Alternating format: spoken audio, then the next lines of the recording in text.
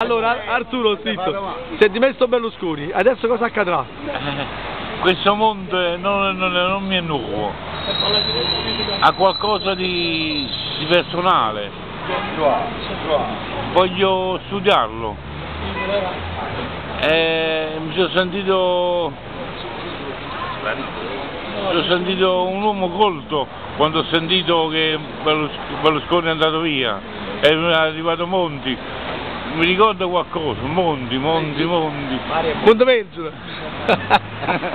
Arturo, adesso passiamo allo spettacolo di questo Grande Fratello, che ne pensi? Grande Fratello è un'agevolazione per quelli che hanno commesso un reato. Ok, chiudiamola così. Un saluto a Facebook. Ciao. Dici ciao Facebook. Ciao Facebook.